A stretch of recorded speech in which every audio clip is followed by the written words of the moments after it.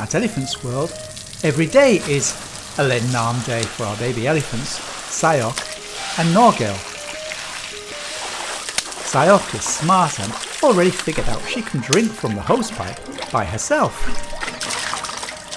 Saiyok and Norgel love to play with water, and they get to do 4 things at the same time. Drink, of course, cool down, wash away the day's sun-dried mud, and just be playful young elephants, having fun playing around with that wonderfully strange and magical thing we know and depend on for life itself, water. And the water makes mud too, and the fun for our elephants just goes on.